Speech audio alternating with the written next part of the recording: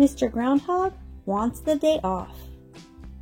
Written by Pat Stemper-Wojta and illustrated by Olga Levitsky. "I will not do Groundhog Day anymore," said Mr. Groundhog. "I'm tired of everyone getting mad at me. They see my shadow and blame me for 6 more weeks of winter. I quit."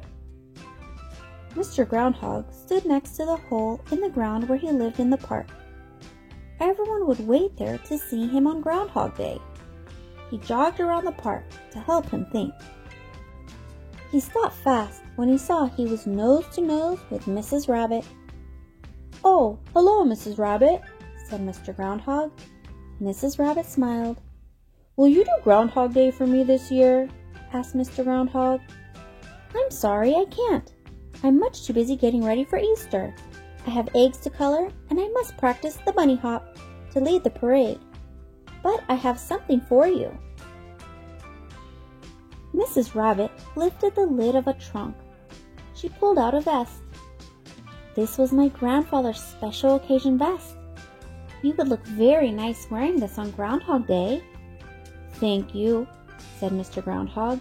He slipped the vest on and continued his walk. Then he met Mr. Turtle. "Hi, Mr. Turtle. Would you mind doing Groundhog Day for me?" asked Mr. Groundhog.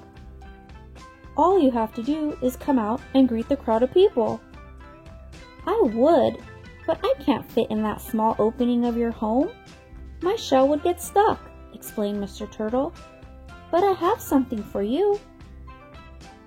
Mr. Groundhog followed Mr. Turtle to a cluster of bushes. Mr. Turtle reached in and lifted out a hat. "This is my holiday hat. I want you to wear it on Groundhog Day," said Mr. Turtle. "Thank you," Mr. Groundhog said as he put on the hat. Next, he saw Mrs. Squirrel. "Mrs. Squirrel, will you do Groundhog Day for me?" "I am really sorry, but I would be too afraid to go down into that dark hole to get to your home. But I have something for you," said Mrs. Squirrel. She reached up and broke some branches off a tree. "You can use one of these for a cane. It will look nice with your vest and hat." "Thank you," said Mr. Groundhog as he hooked the branch around his arm. As Mr. Groundhog walked back home, he met Mrs. Raccoon. "Mr. Groundhog, you look very handsome.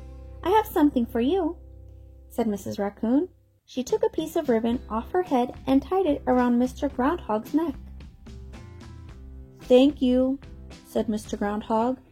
The next morning, sunlight woke the sleeping groundhog. Mr. Groundhog got up and hurried into his outfit. With all his courage, he reached up and somersaulted out of the hole. He saw his shadow somersault along with him. Then Mr. Groundhog tipped his hat to the crowd. His shadow tipped its hat too. The band began to play. Mr. Groundhog reached out his arms and began to dance. His shadow danced too.